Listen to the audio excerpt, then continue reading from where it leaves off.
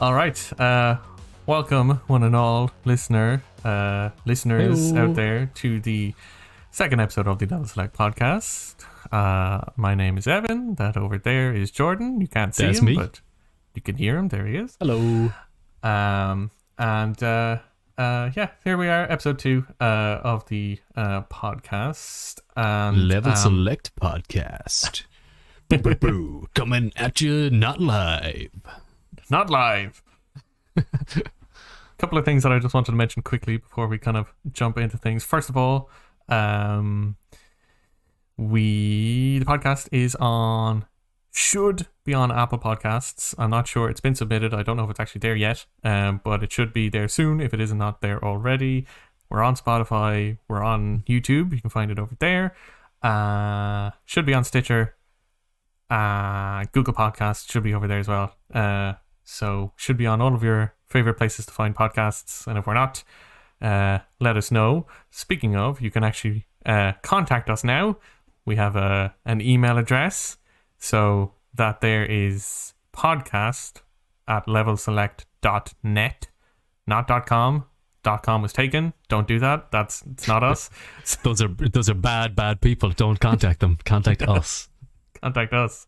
That is Level Select. No, it is podcast@levelselect.net.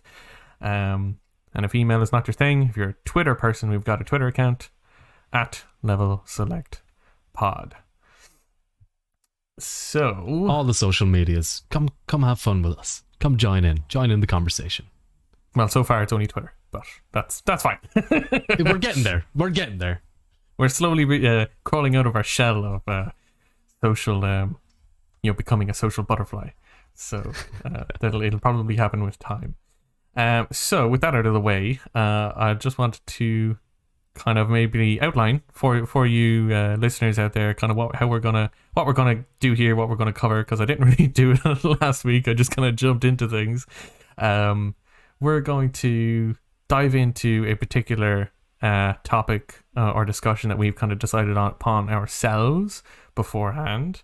And for this week, the topic that we want to dive into is going to be around the idea of game preservation, game archival, and a multitude of different things about that, and some things that have happened kind of in the news. Well, it's not news now. It was news maybe a couple of weeks ago. PlayStation Store and some other things going on there. But before we get into any of that, I wanted to run through a couple of news headlines over the past week that I thought were kind of interesting, and I would like to pick your brain, Jordan. So Pick it. Pick at that big old not that brain. hard. I'll be gentle. So Gently nibble my brain, please. I'm sorry, go on. the first of these headlines that I wanted to go through, it's actually not so much of a headline, but it is a tweet from, if Twitter would load for me right now, that'd be great. It's from at G27status on Twitter, Mr. Matty Plays, and it is concerning Starfield. There has been a what do you call it? What's the trademark? Trademark has been filed for Starfield, and as part of that, they have dated it 2021. Now it's just a trademark. There's no official release date out there yet, but it's What is Starfield? we don't know yet, and we can get into it. That's the beauty of it. I would like to get into it just for a quick minute, but I just wanted to kind of maybe mention why this is a little bit interesting, and why this might be worth something. Is that when the trademarks for Fallout 4 and Dishonored 2 and Doom Eternal were filed, they were all filed with the dates that those games were released. So Fallout 4 was filed with a 2015 date, Dishonored 2 filed with 2017, and Doom Eternal filed with 2020. And I think there's some legal ramifications for it. Like, I think if you're filing a trademark, you have to you have to say when it is going to be publicly Certain available amount of time. Yeah. in order to actually get the trademark or something. I don't know. I'm not a lawyer. I don't know how it works. But I've heard these things on the internet. Starfield has been filed for 2021. And it is May so far. We're nearly halfway through this year. All we know is that the game exists. I think we had a teaser trailer at one point in the past with a title. I'm looking at a picture.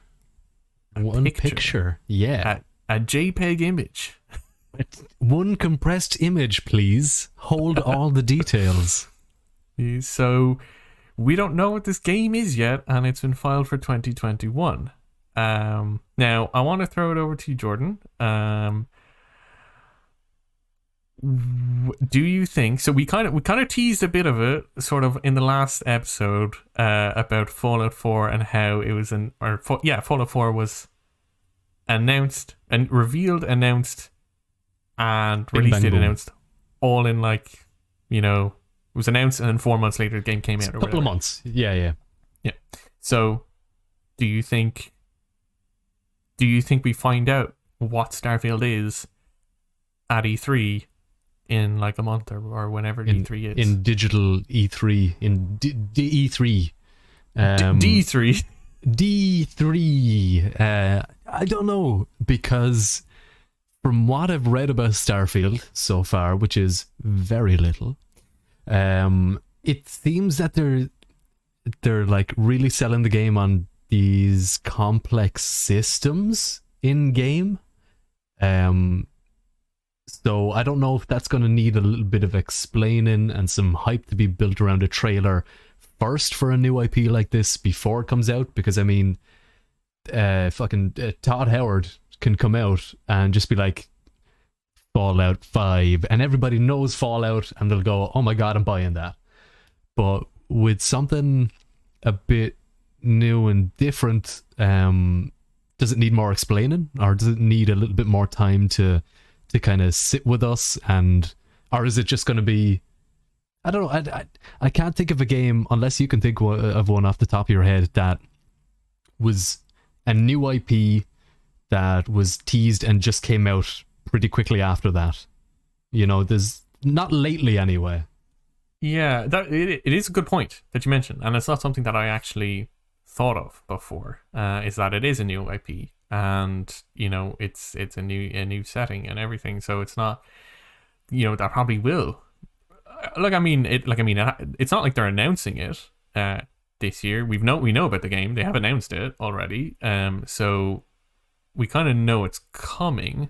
At the time that Fallout 4 was announced, it was just rumored. There was no confirmation that game, as far as I'm aware anyway, there was no confirmation that game was like even in development until it was officially announced. It was all rumors. So I don't know. You raise a good point. In my opinion, I think they can get away with it, and I think it's because it's it is the Bethesda Game Studios team. It is the it's the Oblivion, Skyrim, Fallout 3, Fallout 4 team. And I'm fairly certain that Todd Howard is helming the ship for Starfield. So I think, Evan, when I see Todd Howard's name in the news, I get scared. How should I feel about this? Why do you get scared?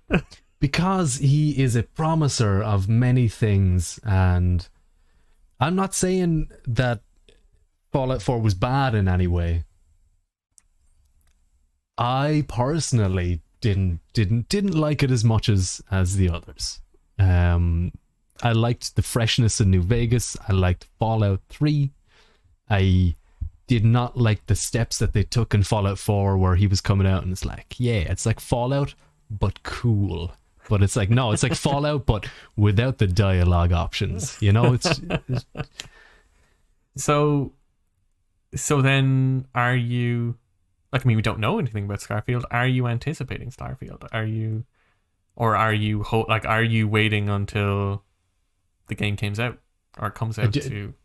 Just as a whole, as a consumer, and I see Bethesda, the last project that they worked on that came out was Fallout 76.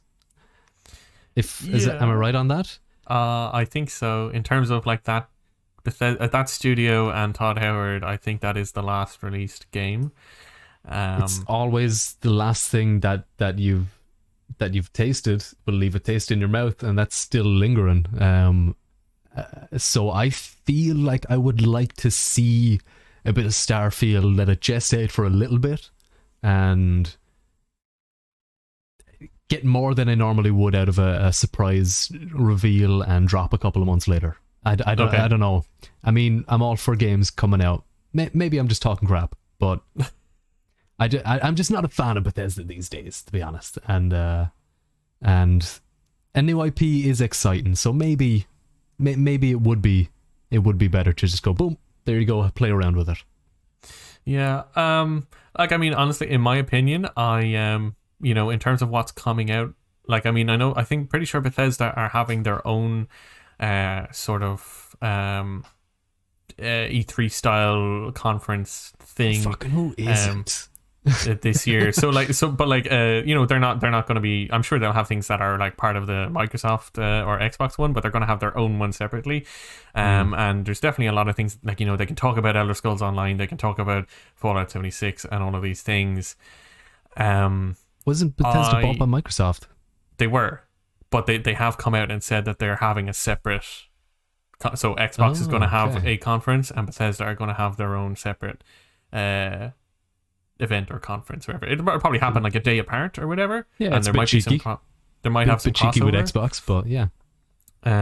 Personally, like, I mean, I would like to see the Fallout 4. Like, I'd like to see them say, hey, Starfield, it's been like 3-4 years since we've mentioned anything about this game. Here's a trailer, here's some gameplay, here's some systems, whatever. Would I like a release date? I don't know. Like, I mean, it is interesting that you mentioned about Fallout 76 and even Fallout 4. I don't know how it's going to be received, but I do think there's enough kind of gravitas around that team and around Todd Howard that I think they can still get away with it. I think they're still going to get the hype. I think 100%. Yeah, there are always going to be loyal Bethesda fans, and they're going long enough and they're big enough to sell games on name alone. So if it did just drop, just like kaboom, there's Starfield, I'm sure it would sell really well. So I would say the likelihood is probably high. Does the game actually come out in 2021? I don't know. I wouldn't be surprised if it got delayed and pushed. Sometime, like maybe like for like first couple of months of 2022, that would be expected. But if they were to come out and say, hey, release date is December 10th or whatever. If they do a Cyberpunk, kind of that end of December release date, I wouldn't be surprised. They're the kind of usual ones to go for like a November or December release date, aren't they? Or am I thinking of that wrong? I think so. Skyrim was November. It was 11/11/11. That was November 11th, and Fallout I think was around that same time. So yeah, I wouldn't be surprised. It would kind of fit within the typical Bethesda thing. And to be honest, I would just like to see that, like, hour-long conference where Todd Howard just comes up and doesn't leave and talks about Starfield. Sir, Mr. Howard, you're gonna have to. There's other speakers, Mr. Howard. We need you to leave the stage. He will not leave. He comes over the mega speaker like, Mr. Howard, please leave the stage, and he just keeps fucking plowing through. So moving on from that, the second sort of piece of news that I wanted to talk about is It Takes Two selling 1 million copies shows that players want co-op only games, Joseph Farris says. I'm reading from Adam Bankhurst at IGN. This came out, and this was posted on the 23rd of April. So this came out and this is game director Joseph Harris. He's saying that players want co-op only games. Yeah. I wanted to ask you, first of all, have you played this game? Myself and my girlfriend completed it last night. Oh, cool. Great game. Yeah, okay, so maybe then you can kind of chime in with a little bit of discussion here. I have not played the game. I definitely want to. And it's similar. It is something that I would like to play with my girlfriend. We in the past we've played. She doesn't play a whole lot of games, but we have played. We played Overcooked 1 and 2 together, and completely 100%. We've got all full stars on every single mission on that game. On those games, those are great. And It Takes Two was the kind of thing that I think was right up our alley in terms of what we wanted to play together. We also played Unravel 2 together. That was another fun great one. Game. But we haven't gotten around to it, mainly because we ended up having a baby, so so we just don't have time to play games together. So maybe it's something we'll get to down the line. But I wanted to ask you then. So you've played the game, you finished it. What is your opinion on the game?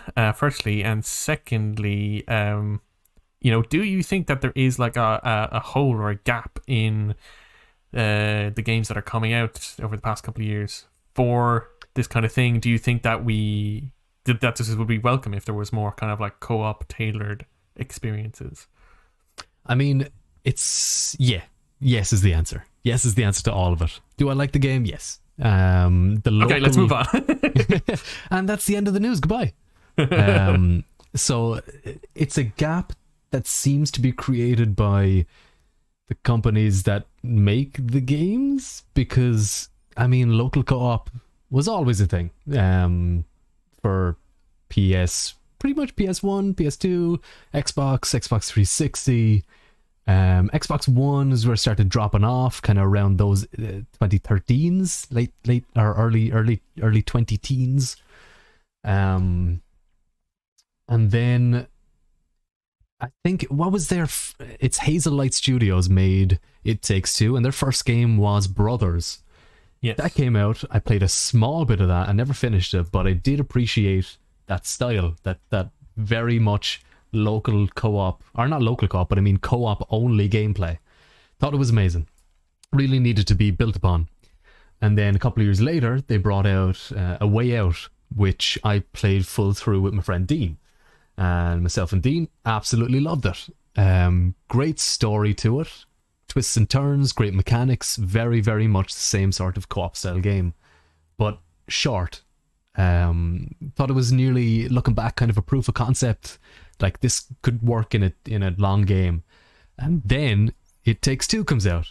And I could tell immediately it's the same studio.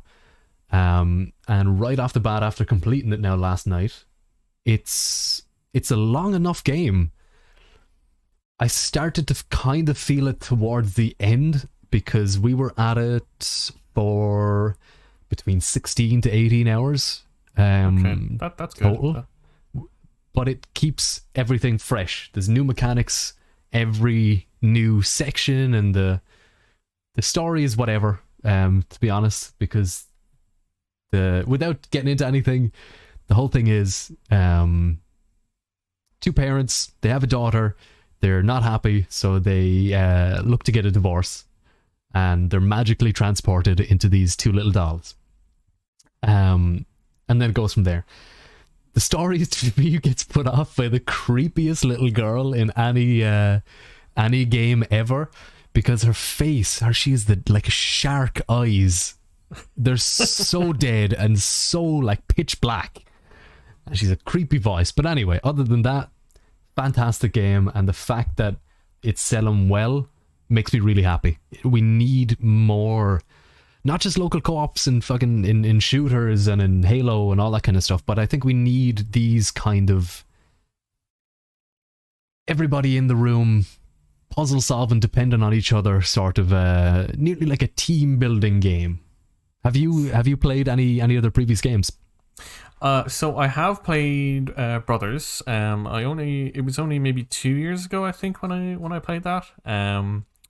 It was on Xbox Game Pass. I presume it still is. I'm not actually sure. But it was when I played it at the time. And I thought it was great. I had heard good things about it back when it came out. And I just never got around to it. I don't know. It was never not something that I picked up. But I really enjoyed it still after however many years that it had been out. And I thought it was a good experience. I thought it was interesting as well. Like, I mean, obviously, I don't know if there is. I presume there is a co-op option in that game, but I played it single player. So I controlled both characters with the same on the one controller. Did forget that was an option for that one, yeah. Yeah, you control one with the left stick and the other with the right stick.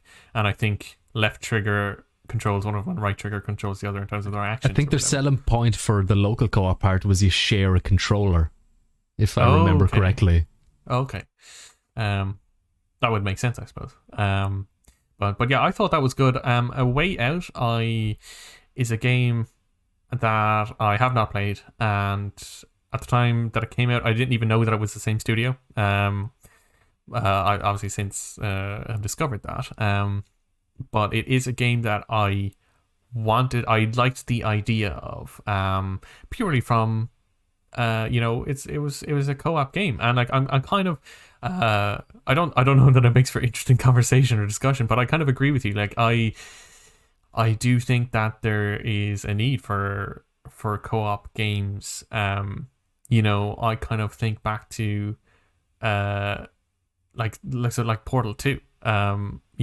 That's I think fantastic that co-op is a great co-op experience. And especially the puzzle solving kind of aspect kind of lends really well to that kind of thing.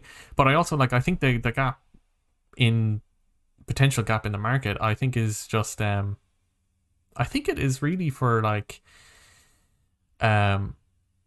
not exclusively couples, but I think that is kind of what the market is, because like I mentioned, me and my girlfriend, we would like to sit down and play a lot of games, but she doesn't really play a whole lot of games. And I know that you've got your Halos and your Gears of Wars and your Call of Duties and your gods. You've got all these games that have co-op modes. You can play them co-op, but she's not interested. Pretty much. Yeah. And most games, to be honest, she's not really interested in at all. But Overcooked was the game, I think, that we got so into Overcooked, to the point that we 100%ed it, full 3 stars on every single level in both games. Fair play. I couldn't play it with my girlfriend because we would. That is a game that tests your relationship. We were properly because there were we were failing missions a lot of the time, especially give me the fucking tomatoes. Yeah, and it was a point where I was we were calling plays. It was okay, I'm gonna grab the buns, you're gonna grab the burgers, you're gonna grab a burger, put it over here, then grab a lettuce, then put it over here, and I'll grab this, and we blah blah blah blah. We were forming strategies, and we were it was such a great experience to play Overcooked together.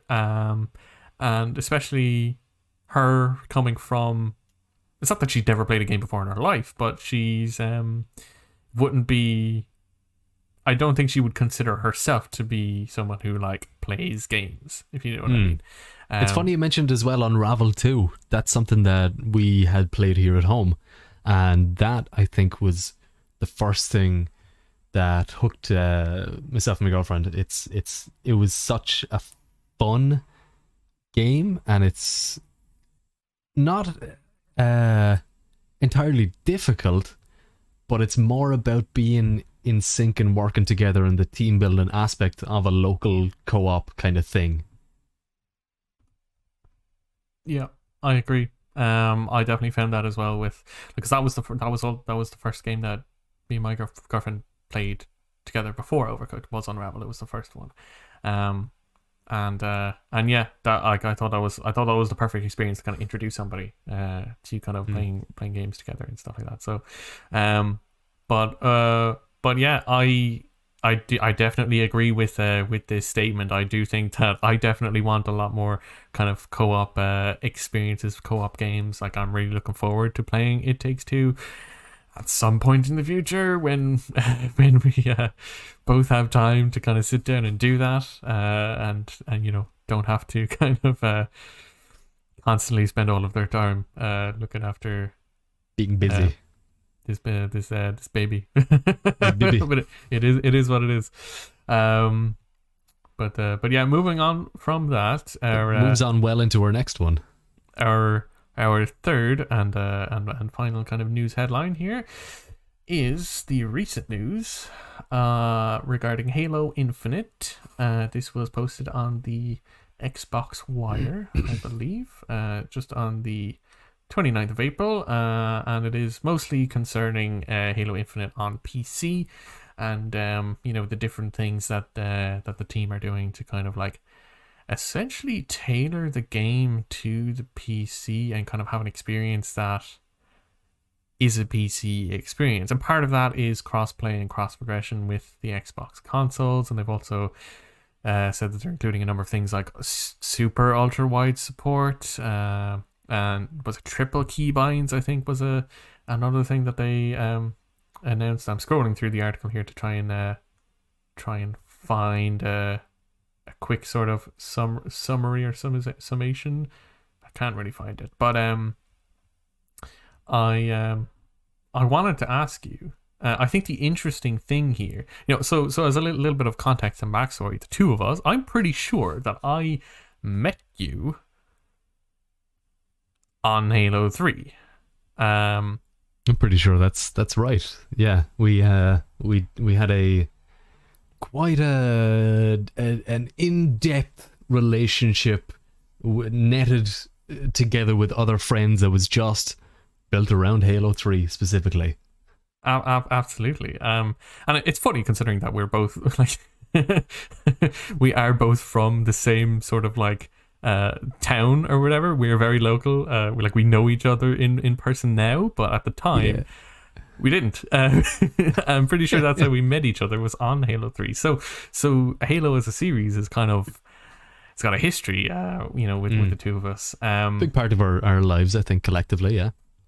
And I wanted to ask you specifically, I think the interesting thing here to me is, you know, it's not the first time that a Halo game has been released on PC. Obviously, we have the likes of the Master Chief Collection has come out on PC, and they've added those, you know, multiple different support options for the PC platform now, yeah.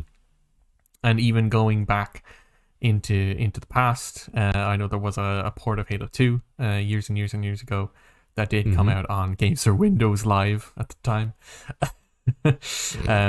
But those, you know, Master Chief Collection, Halo 2, those games were built and designed for console. They were console games that were ported to the PC.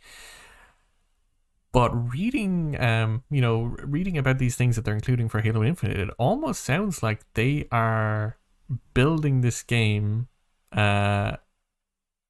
almost as a PC experience. Or at least with the PC experience in mind. You know, it is launching on PC day one with console. It'll play great on console as well. But I just wanted to ask your opinion. You know, I presume you kind of play primarily on PC these days. I recently sold my... You know what? I never bought an Xbox One, or I don't even think I had an interest to buy an Xbox Series X, because at this point, Microsoft have kind of copped onto themselves and realized that they are also a PC software company, and went, it's kind of silly not to put our games on there. Just cutting out a market to sell consoles, I think, was their main drive, which is fair enough for a business, but in this day and age, it just feels weird. So it kind of took long enough to get the Master Chief Collection to get on PC as well. I was delighted when that came along. What was your original question? Sorry.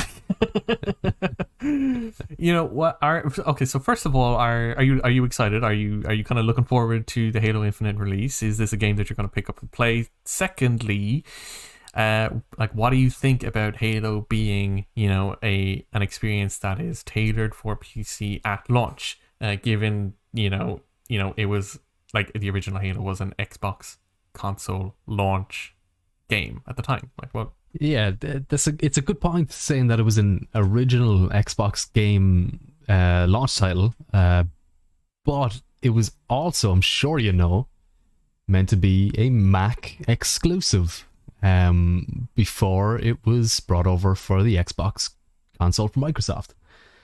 So it's funny that it started out as essentially a PC game and got brought onto a console, and then it went through a whole life cycles of consoles, and now it's being swooped back onto a PC software. But I mean, yeah, the generational gap, the jump to the Xbox Series X and the PlayStation 5, or whatever my opinion about them is that they're powerful. They are not on par with PC. That's, I don't think, debatable, but that's nothing bad about consoles at all. Like, it's, for the price point, you're getting a fantastic PC for each of the consoles. You can't talk down to them because they're fantastic. They're running on SSDs, NVMe's. They have again, they've whatever version of it is. They have ray tracing. They've all this fancy stuff that even I have a nice PC, but I don't have ray tracing. I'd probably have to pay a lot more for a graphics card than I would one of these consoles to get ray tracing. So yeah, I think it should be a thing that they're nearly graded for PC, and then maybe just stripped back small increments to get running pretty well on their Xbox. That seems, I'm surprised, to be honest, that it was always sort of coming from console. That confused me for years. Why was it so difficult? And even with that, do you remember the Halo Online sort of thing? That was Halo, but God, it felt weird being on PC, like mechanically. Yeah, and I think that's the thing, and like even now, like a lot of the things, like I know, like armor customizations, I think that had been kind of developed by that Halo Online team have actually made their way into Master Chief Collection now, I think, officially, which is an interesting thing that has happened. But like I haven't played any, like I have only to this day played Halo on Xbox, so I can't kind of speak to the current sort of PC experience either with Master Chief Collection or Halo 2 in the past or anything like that. So I don't know what they feel like, but my assumption is that they are games that were designed and built for console primarily, and then ported to PC afterwards as an afterthought. Not that they don't kind of like kind of change the experience, but kind of like keep things in mind with PC experience. I'm sure they obviously do, but I just think it'll be interesting to see how Halo Infinite feels from a PC perspective at launch. With the likes of things like you like, I mean, the consoles, both consoles, the Xbox and the PS5 have keyboard, mouse and keyboard support. So that's not going to be a massive thing. Like, you could play it on an Xbox console with mouse and keyboard, and that is what it is. But I think the likes of your super ultra wide support, triple keybinds. I'm sure they can probably do keybinds on console, maybe, but I don't know. Is there more? I don't play primarily on PC, so it's something like triple keybinds kind of goes over my head in terms of what that actually. It goes over mine too. I'm not a pro gamer, so I could be talking crap, but I don't know how needed that was. It feels like an extra little whippet of a spray whipped cream on top of an already full cake. Yeah. And I think that's kind of what the I think that's kind of what the PC players, because I think PC, especially when you think about like all the different levels of hardware and peripherals and everything, like like I don't have a super wide monitor. I don't know about you. I think the number of PC I do not. owners, Anybody listening? I do not.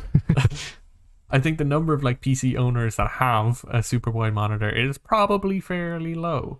But they're still adding in that support. They're, and I think that's the thing with PC gaming, is that it's a lot of it is kind of on the fringe. And even when you're talking about the likes of ray tracing and stuff like that, like, yes, the new consoles can do ray tracing, so that's kind of more accessible now. But before the new consoles, the amount of PC players that probably had the ability to run something like ray tracing again was probably quite low, and probably still is quite low at this point, if I had to assume. I don't know the numbers. But I think it is interesting. Like, I think it's a good thing. It's good news that they've come out and said this. Like, I think, as you were saying, it's Microsoft have realized that the PC market exists, and as a company, they release Windows and everything like that. They essentially own the platform. Why not just put the games out there? And I think they've realized that over the past couple of years with a number of things. Like, I mean, they've also released like Gears of War, Forza Horizon 4, Killer Instinct, maybe. Mm-hmm. I'm not sure the actual list of all of the games that they've that would have been Xbox console exclusive games that they have console sellers, yeah, but and now, not only put on yeah. PC but also put on Steam as well, which is the other part of it. Why bother trying to make your own marketplace epic? Why even, like, it just seems such a silly epic thing to do, and just to split audiences like that. I can understand it from a business perspective, EA, but you can just, Steam works, and it works well, and everybody EA knows it. So get over it. Get over yourself. Just go on Steam, or have Steam integration. I'm sick of it. I think it's about time for these things. Good news. Good damn news. time. Okay, so I think that'll kind of do it there in terms of these news items to kind of go over. So so what we're going to do now we're going to dive in, have a bit of a deeper discussion about the idea of game preservation and archival. Now this is going to be a little bit more of a freeform discussion. Who knows where this is going to go? There's probably going to be a lot of tangents, but I think there's bit of a conversation that can be had here. And this obviously was kind of sprung from the news again a couple of weeks ago at this point, that has since been reverted, and we can kind of talk about that as well. That Sony announced that they were going to close the PS3, PS Vita, and PSP online stores, effectively causing I don't know what the number was. I think it was close to like 2,000 games that would have been essentially lost to time. They would not have been available anymore. So silly. Because there were a lot of PS3 and PS Vita games that didn't get physical releases. They only had digital releases on that store, and tearing that store down would have essentially eliminated those games. Obviously, since then they have reverted that change. They have come out and they've said, "Lol, JK." Gotcha. The PS3 and the PS Vita stores are going to continue to stay open, at least for now. We don't know how long that's going to be. News. Free news for them. It almost seems like they just sort of like, hey, let's just okay. I don't see any world where they thought that people were going to be like, yeah, okay. Who cares? No, yeah, that wasn't going to happen. Like, there was no world where people were going to be okay with them closing those stores. Like, they had to have known that there was going to be backlash for it, and I presume they did. you know, there was I don't know if you kind of read as part of all of these kind of headlines at the time, but there was a something, I don't know, it was part of an interview that Jim Ryan, is he president of Sony America, I think, he had said when asked about, like, you know, backwards compatibility and old games like PS1, PS2 games, he had said essentially, I don't know the exact quote, I'm paraphrasing here, but he had said, "Who wants to go back and play those old games? They look terrible." This man has no idea what company he runs. You know, but it almost feels like they just kind of like, you know, there's conspiracy here that they manufactured this and then we're like, oh, we'll let it stew for about 2 or 3 weeks and then we'll announce that we're not going to close them, which we were, you know, never going to do the whole time, and now everybody likes us, which I don't know that is actually the case. Like, I mean, you can kind of have a conspiracy there.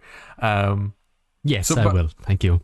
So to start to kind of like to add to, before we go any further about that, because there's a couple of other things I just wanted to, so like when that broke out, you know, how did you feel? Did you have any particular strong feelings? You know, kind of run me through here the brain of Jordan on this.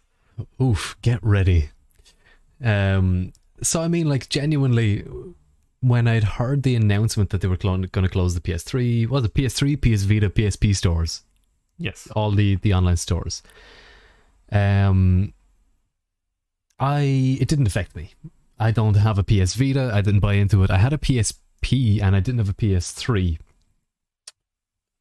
Now, the PS3 came out in 2007. I think so. 8? Sounds about 2007. The PSP I remember having as an actual child. I mean, like, I used it as an MP3 player. I think the majority of people that have these consoles, and PSV, I've heard from people it was a failure. I didn't buy it. You know, I played with it a bit. It was fine. It was cool. It was overlooked. I think the majority of people who have these consoles are enthusiasts. And then the rest of the people who were outcrying about this were maybe just mad that things were being shut down. You know, I don't think that correct me if I'm wrong, you might be one of them. I'm definitely not, but I wasn't dying for these stores to be open just in case. But on the argument of losing games, I don't think there's much of an excuse for games companies, and especially someone like Sony, who's the manufacturer of hardware and software, for them to have some sort of a archival backup. Like, I can't think of a better person than Nintendo, what they did with their online store, the online service that they were doing for NES and SNES. Now, that didn't go as far as it should have. They put on, what, like 20 odd games onto those, of old games that are hard to come by if you don't have the hardware already. Like, but I didn't really care, but I still think it's a shame that that games can go missing that way. You know, it's silly that there's no answer to that officially by this big company. Yeah, and see, that's the thing. So I'll kind of answer your questions there in a little bit, and kind of get into it. But I do think, like, when they announced that, in my opinion, it makes sense, right? Like, you know, these are stores that, like, they're a couple of years old at this point. Like, they pick up server space. They're not even the console generation before the current one now. Like, they are 2 generations ago when you're talking about the PS3. You know, so you know, so it makes sense that they're not just going to keep these. I wouldn't expect them to keep these stores running forever and ever and ever and ever, and that's not the expectation. But I do think when they announced something like this, they should have had like okay, we're doing this, but you know, all of these games, we're gonna move, maybe not all of the games, but we're gonna move like 80% of them or whatever onto PlayStation Now or something like that. Because here's the thing, a classical section or something, you know. Yeah, and that's the thing is that like the PlayStation now has PS3 and even PS2 games on there that you can stream on your PS4, PS5, and you know that service would have still that service would have been untouched. So those PS3 games, PS2 games would have still been there, even though they closed the stores. Like essentially, what they would have been closing would have been they made a list of all of the things that would have that the changes that would have been made. But like I think the biggest thing would have been that you wouldn't have been able to purchase on the store anymore. Essentially the facility to purchase games would have been gone. Like if you had previously purchased games, you could still download them. So if you had purchased a game and it wasn't on your console, What's the benefit of taking it off? I mean, like they still have those files available to download then, surely. yeah, they would have So been they're like not freeing up space. the servers would have been there to download the games again if you had previously purchased them. So I don't know. Like I mean, it's like I mean, we'll get into all of that. I don't know. It doesn't really make sense. But So many questions. just before we get a little bit too far ahead there, I will go back and I will answer. I do own a PS3, and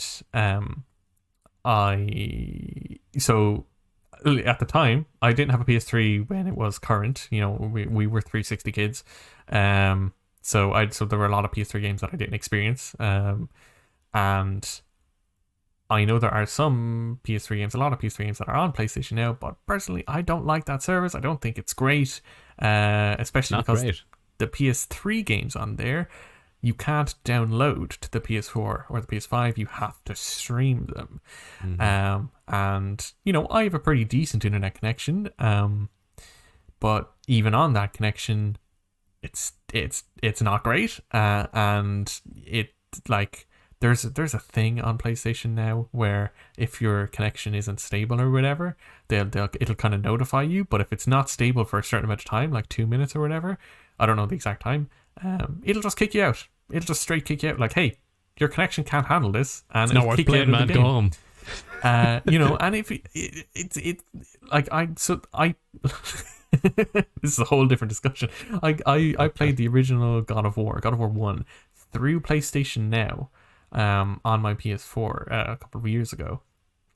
Streamed to my PS4. I played it that way, and I was able to get through the whole game, finish the whole game, fine. And then I moved on to God of War 2 on PlayStation Now, and I couldn't play the game because I don't know what the difference was. Maybe there was like maybe that game had more to like transfer feed to me over the network or whatever. It kept kicking me out. I couldn't play the goddamn game. So I then had to buy it on the store on my PS3 and play it that way. So to summarize there, PlayStation Now, not a good service. But even with the halved price, still not great. So to circle back there though, I was kind of upset about this news because I have a PS3 and there are PS3 games that I want to play, and I don't want to play them on PlayStation Now because it's not a great service. So what I ended up happening, and I think what a lot of people ended up doing, and I think this is probably why they reversed their decision, is I started to fucking panic buy. I spent I don't know, was it that week or whatever? They made the announcement and it was something like 2 months or a month or whatever. Like, hey, in 2 months these stores are going down. So I spent close to €200 or something, just snatching up games on PlayStation 3. On the PlayStation 3.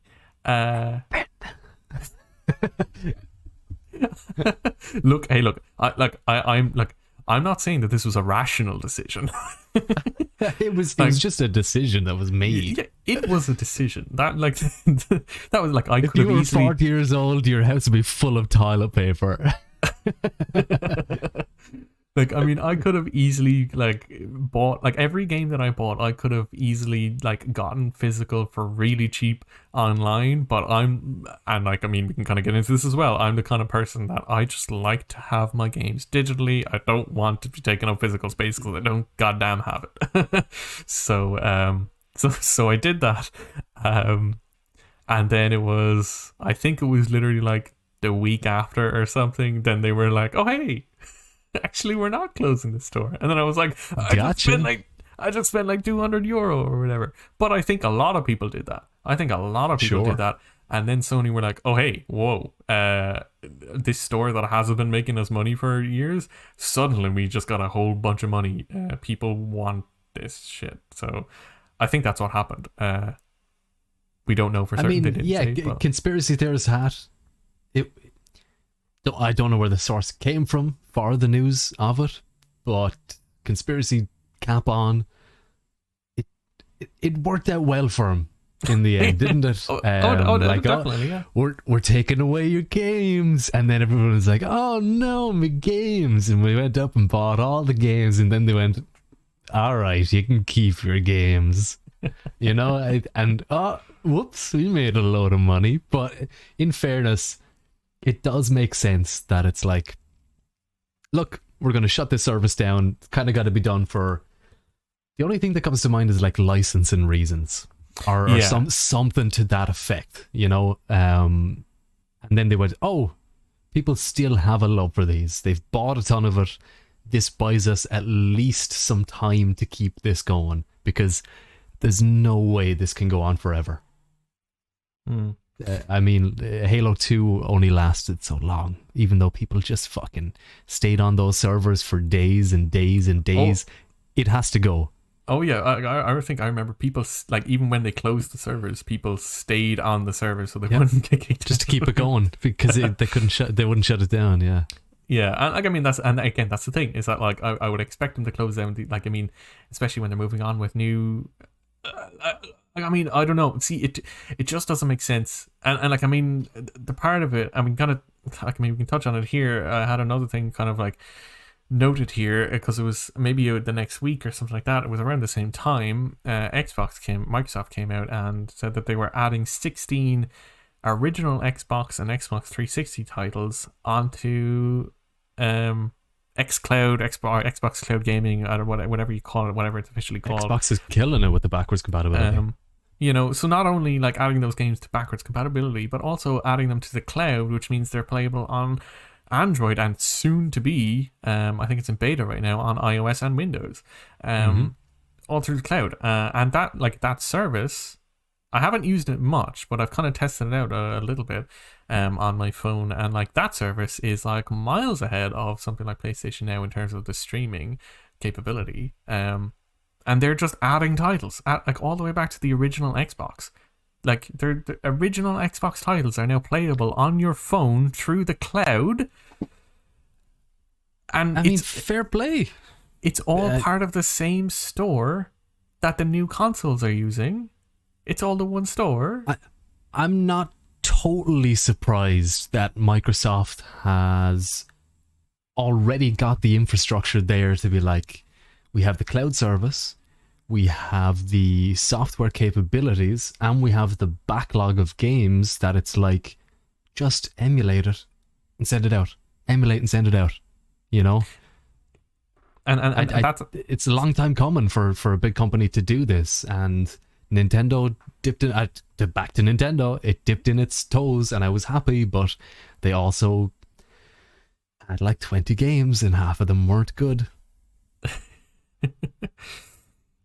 You know, it's just, I think Sony's situation doesn't make sense when you compare it to Xbox. I don't even want to get into the whole like Sony versus PlayStation versus Xbox conversation, because fuck that. But just in terms of like their storefront, you know, like I think the PS5 storefront is different to the PS4 storefront, is different to the PS3 storefront.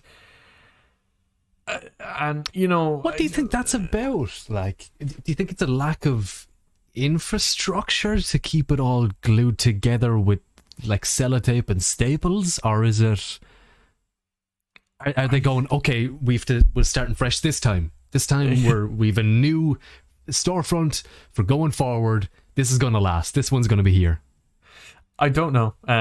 it could be anything. Like, I mean, I kind of work in sort of like web design industries. It's like there's kind of a little bit of like sometimes like you have no idea what it is. Like it could be something of like it just wasn't like it wasn't coded with that in mind. The one dude that made the marketplace left like 6 months ago, man, and he left no notes.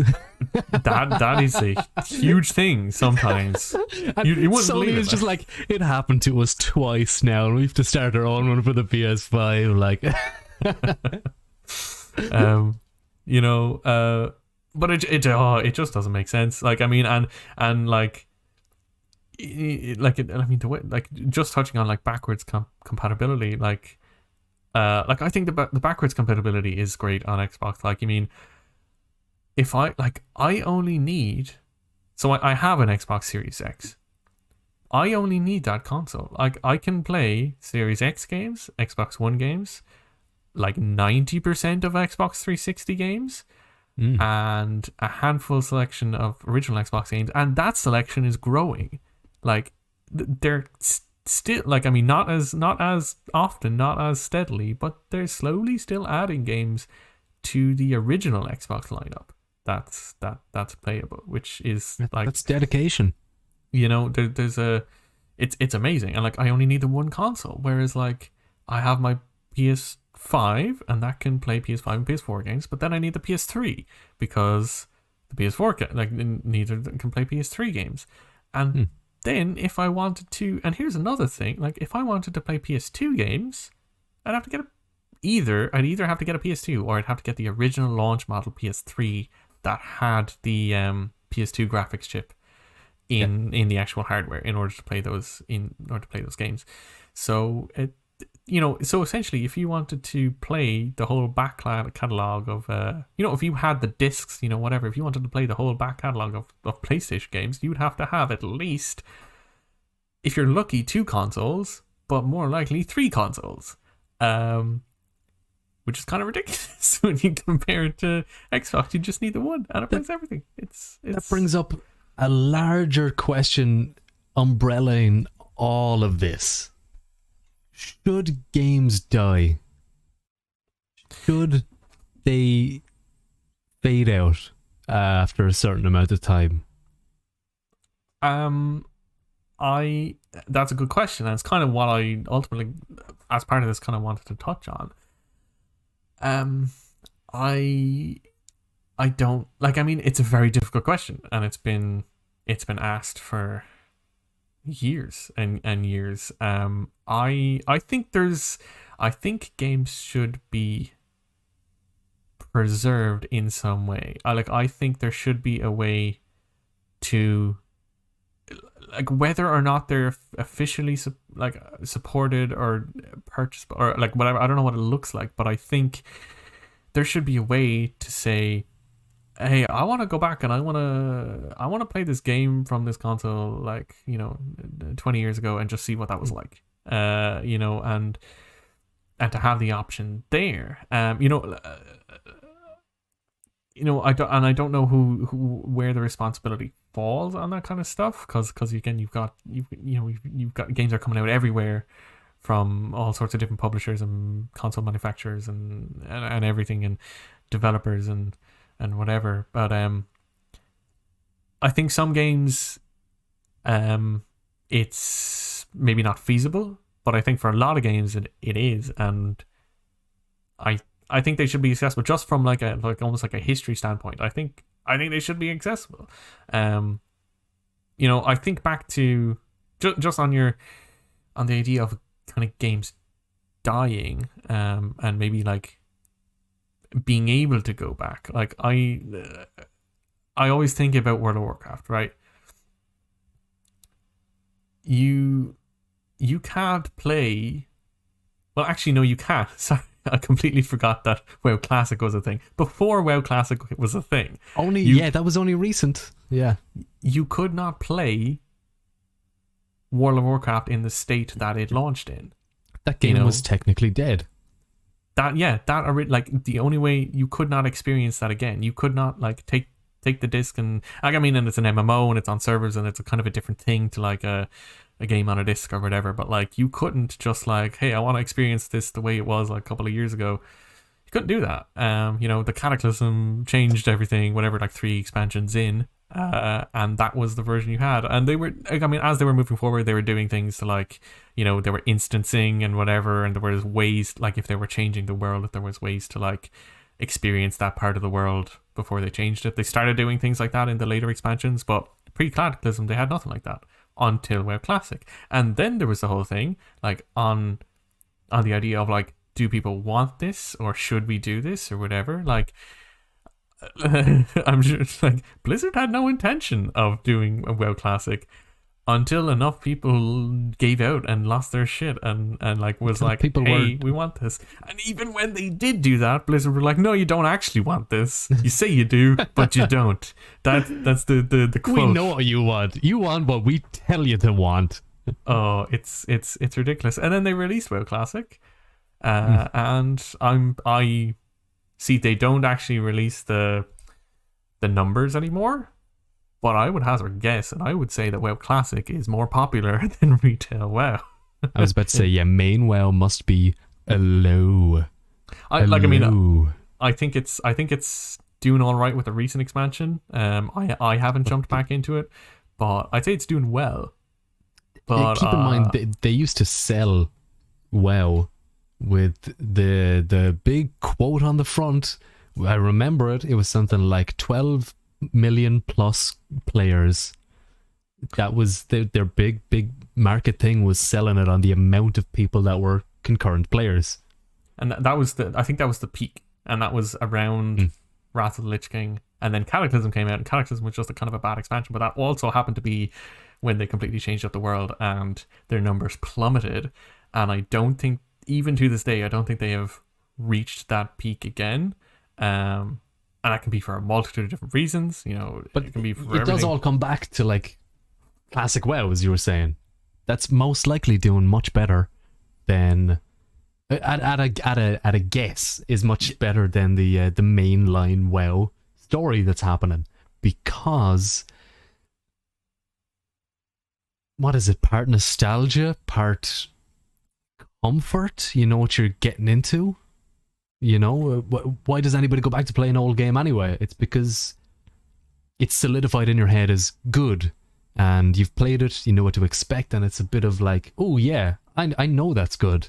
So if something like that were to disappear and not be accessible, it's always terrible, but how large or small a size group does makes it matter, in air quotes, How small a game has to be saved if we're saving all of them?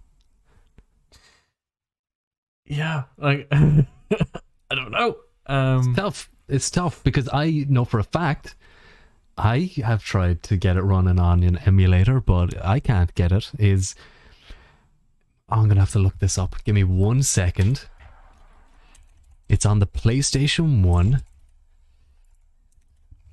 It is called Mickey's Wild Adventure on the PlayStation 1. Mickey Mouse.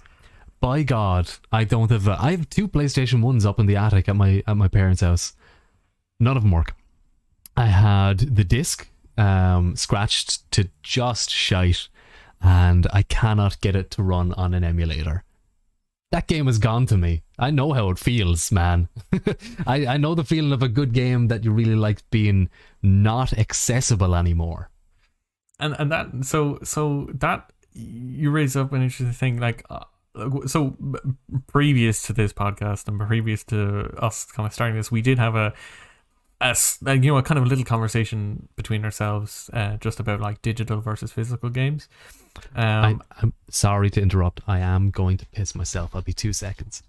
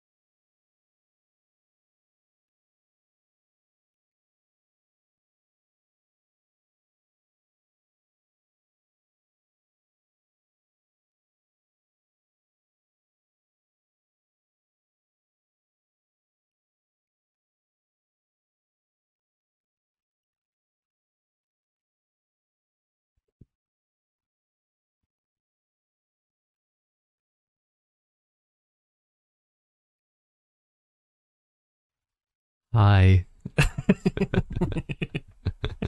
It was getting to the point where I was like, wow, this is not healthy. Welcome back. Hi. So, all right. I just mentioned, yeah, Mickey's Wild Ride. Game gone. I know how it feels. Yeah. So, physical versus digital games. We kind of have that conversation just between ourselves, kind of a little bit. So we kind of I kind of know your kind of opinions on that a little bit. And even in this episode alone, I've mentioned how I just like to keep my games digital, just because I don't want games taking up the physical space. But part of that, even with the news of the PlayStation stores going down, if you had those games on disc, you're all good. You have the game on disc, you can pop it in, you can play it, great. But discs can get scratched, and there's only I would assume that they're not still manufacturing new like sealed copies of PS3 games. I don't think they're doing that. No. So like eventually, like if everyone in the world scratched their like copy of whatever game, just like there is potential for every single physical copy of Mickey's Adventure to be scratched, and if that happens, the game's dead. Like, look, I mean, yeah, there's always going to be a ROM or a copy or something like that, but through the legal route, without going into ROMs or emulators or downloads or whatever, through Sony's eyes, that game is gone and not accessible. And I'm going to look that up and make sure and see that you can't get it on anything else, but if in another case, if it's not true for Mickey's Wild Adventure, there are games that Sony sees as, we know we had it on this console, it's gone. You cannot get this through any of the official channels. And that's the thing, is that, and that's the point here, I think, is that there's no official legal way to do this. Like, yes, there's emulators, there's ROMs, and I think like the biggest case for emulators is for preserving these games, and making sure that they can still be played in some manner, kind of moving forward. But the closest thing that we have to like official sort of legal ways to doing that is, I think, the likes of backwards compatibility on the Xbox, and even those games being in the cloud is like another kind of step towards, not to say that they're going to be in the cloud forever, but it means that they're up there on those servers, and if you have access to that cloud, you can play them. I wanted to, like, I mean, we can talk a little bit more about emulators and how they fit into this conversation a little bit, but I did want to just mention, you mentioned earlier about, let's move it into a slightly different avenue of the same conversation. Yes, you mentioned about Nintendo and it was Super Mario All Stars. So now we're recording on the 1st of May, and it's old news again at this point, but Super Mario All Stars was taken down from the Nintendo store, as was originally planned when it was announced on March 31st. Okay, so first of all, the fact that when they announced that they were releasing this game, the fact that they were like, oh hey, it's only available for 6 months. That's stupid. They're like, and I'm pretty sure it actually came out like from some person in Nintendo or whatever, that the reason was like manufactured scarcity. Like, hey, you can only get this for a certain amount of time, and after this amount of time, it's gone. You can't get it anymore. And the reason why was to get people to like panic and rush and buy it. And like, I mean, it worked for me. I bought it. For the reason. 2. Oh. Yeah. Okay, let's get in. Why? What happened? Right. So I bar the bar the joke of it all, I just thought, you know what would be funny? You know how it would turn out? That the manufactured scarcity of it is going to have an effect on price at some point. So I said, for a test for myself, for in future investments, I'm going to buy this brand new copy. I'm going to leave it completely sealed, and we're going to see from today, the day after it was taken off of everything and is officially unavailable, will it actually rise in price? I got 2 physical copies, opened one, played it all through, loved it. Have my issues with some of with how they've done it, but overall, love the games. Super Mario 64 classic, Super Mario Galaxy, fantastic game, and Super Mario Sunshine, probably my favorite Mario 3D game. So I was happy to play it and everything. It's kind of a bullshit move, though. I completely agree with anybody who thinks, wow, that's kind of scummy. It's a little bit fake feeling when at the announcement of the game they tell you when they're going to take it away from you. So it is really like, oh, it's not there forever now. Come on and get it while it's hot. In my heart of hearts, I don't actually think it's going to create any sort of a rarity or an uprise in price. But this is just to prove it to myself. To tell myself I did it, I tried it, it was bullshit. I mean, maybe that might be something. So I didn't think about that. That, like, you know, from the perspective of like the, not just, again, because I only think about things digitally. Like, I didn't consider the you know, that this was released physically as well, and would the price of the physical version, like, obviously second hand, would that go up? I didn't consider that. So maybe that is something that does happen in a couple of years. At that point, though, that money doesn't go to Nintendo, though. If that's second hand, they already got their money, and they got it at the price that they set for originally. So that part of it is not Nintendo money grabbing or whatever. But I'd like to, as part of that, I'd be interested to know, like, how many physical copies of that game were printed. Like, how many copies of that game were actually manufactured. I just looked up that it says it has sold more than 8 million copies.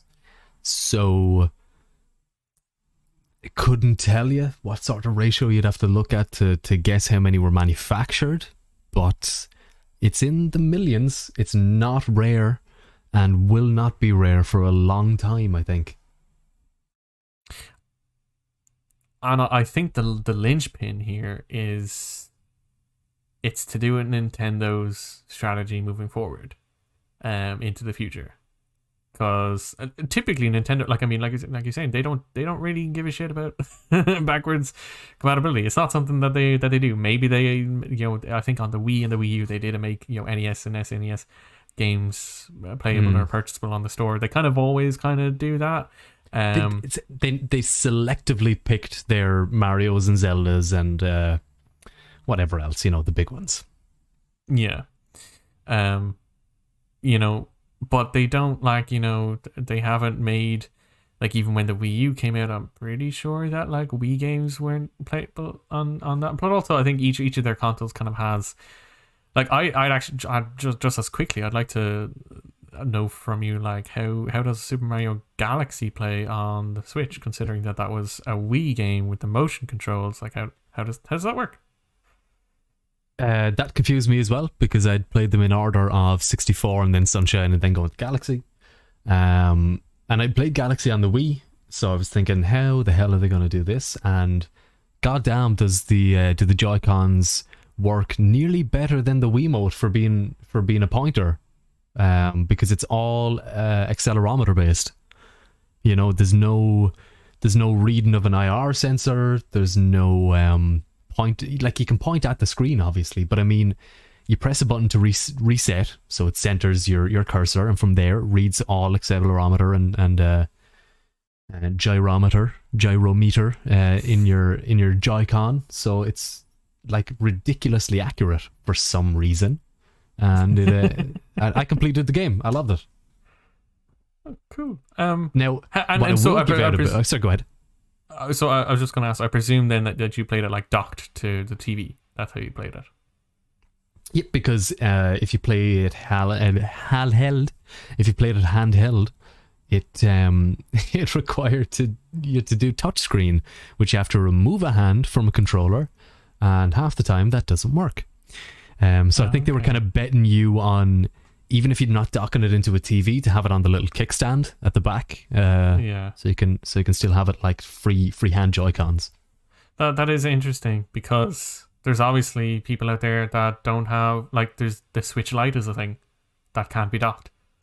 Now, something I didn't check, but I know for a fact that for Switch Lite, if a game requires docking, it will not work on the Switch Lite. Oh. But for the fact that they've put in touchscreen controls, I'd guarantee they only kind of finagled that to just about barely work for the Switch Lite, so it could be sold on that as well. Yeah, probably. I would have to imagine so. Yeah, it's like, I mean, it's kind of interesting. And kind of circling back and kind of tying it all around to preserving these games and whatnot. Like, moving forward with Nintendo, do they factor in backwards compatibility into whatever their next console is? They probably won't. Nintendo don't need to. They can sell you Mario again and again, forever and ever, and we will continue to buy it. That's how it works. For even the fact of, I know we're on a real Mario tangent here, but for even the fact of, like, in terms of preservation, these games were not well emulated or ported. There are basic features that could have been put in by Nintendo, but seems that they weren't, for either money's sake or time's sake or whatever. But it's just some odd choices not chosen to improve the experience of these old games. So even still, I mean, it's easier to go out and say, hey, buy Super Mario 3D All-Stars for the Switch, you plug it in, you play it.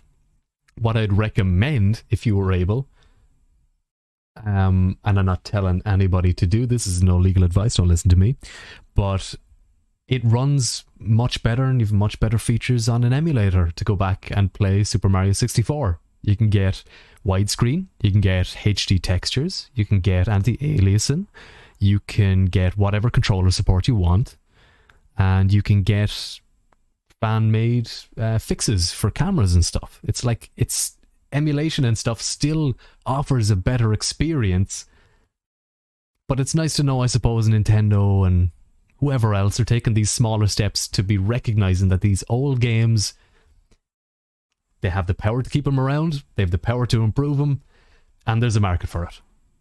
And so again, you bring up another thing that I think is very interesting, and that I think tying back to something like WoW Classic is another part of this conversation that, like, a lot of people I think are divided on.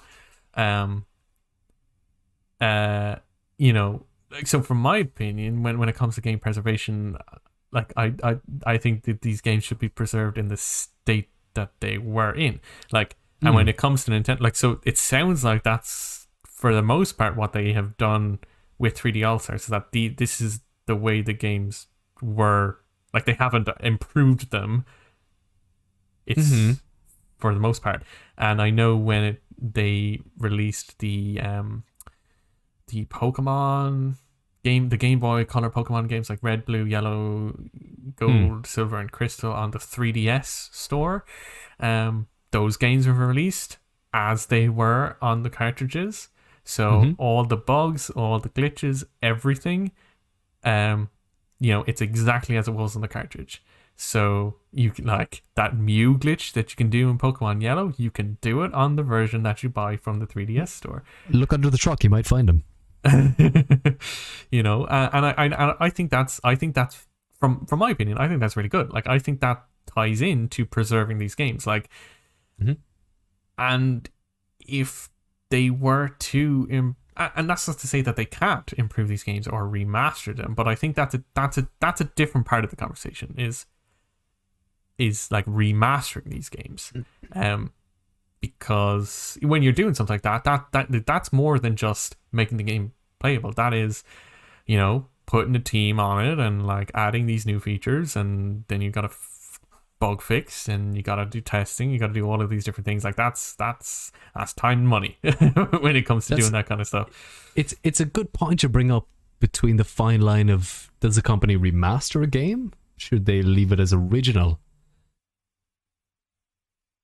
I think, without harping on about it too long, for emulators, I mean, they give you a checkbox list in the options menu as long as your feckin' monitor, and double that. I mean, like, you could find a fix for a particular bug on a particular section of a Super Mario 64 level. It's like, fix Koopa Shell in Bowser's Castle level in Mario 64. You can leave that checked or unchecked.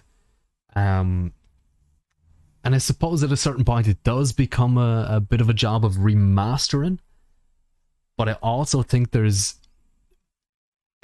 are ways around it for what you would like. You know, you could have an upraised 1920 by 1080 Mario 64 with HD textures and 60 FPS, or you should be able to hit the little plus button on your Switch, go boom boom boom, turn those three things off, and boom, you're playing original. I mean, like, Halo did that beautiful mixture for their Combat Evolved total remaster, where it's like old graphics, click, new graphics. There are ways to keep both sides happy, I think, officially. Yeah, and I think that's the way to do it. I think that is the right way to do it. Is to provide the options. You know, bringing it back to Xbox and Game Pass and the backwards compatibility that they're doing there. Like, so recently they've been doing you know, like auto HDR and FPS boost on a number of games. They've added FPS boost to, I think, even some like, I don't know, did they add FPS boost to Oblivion? I don't know. But a lot of Xbox One games. And the thing there is that it's an option. You can turn off you can turn off FPS boost and auto HDR for these games and play them. They have the power to do this Exactly the way they were. Or, you know, if you're on the new console, if you're on the Series X and you want to do the auto HDR and do the FPS boost to get the better performance, you have the option to do that. And I think that again, now FPS, like that FPS boosting thing, that's on a system level. That's not something that the developers of these games have to do. It's Microsoft is doing it, and then they just kind of give it to the developers to sign off on it or whatever. So, you know, so Microsoft is doing that on a console level. So that's kind of a different thing. But I think that's the way forward. You know, like, I mean, I think we could talk about this forever, and we could just keep going and go on to more and more and more tangents, because even as we're, you know, as you were talking, another thing popped into my head. I started thinking about Mass Effect and their upcoming remaster. You know, but I am kind of conscious of the time that we have been recording, so I might just touch on it a little bit, and then we'll kind of finish up. It can be a full blown thing that we could get into as well some other time. Remasters versus I don't know, versus originals, versus upscales, versus quality of life. Yeah, absolutely. I think there's definitely a lot more. But just in terms of Mass Effect, just quickly, what can you tell me about the Reapers? They're taking over the galaxy. That's about it. I think it's interesting. So on PC and on Xbox, you will be able to play the Legendary Edition remasters.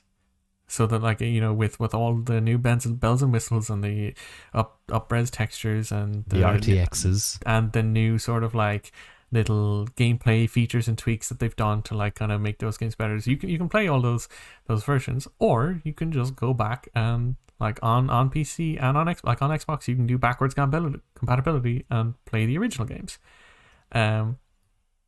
But you won't be able to do that on a PS5. Your only option will be the Legendary Edition, and that's a whole other thing. I think backwards compatibility is the way forward. Whatever, but that's an interesting thing. They can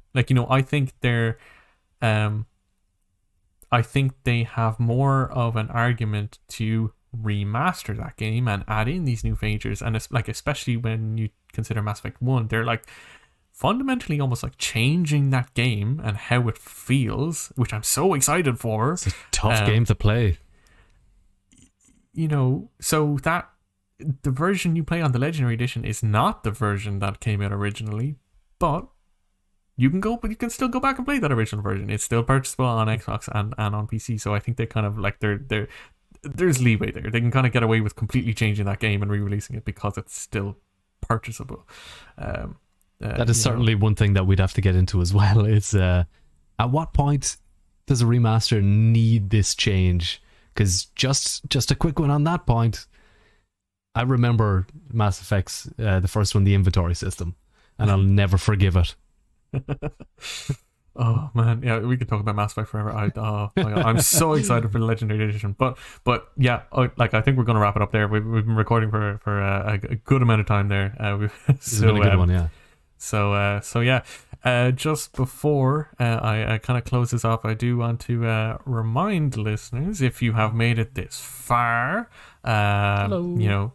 Thank you for sticking around. But also, if you'd like to join in on the conversation and make your opinions heard, maybe you agree with us, maybe you disagree with us on some points, you can let us know. You can.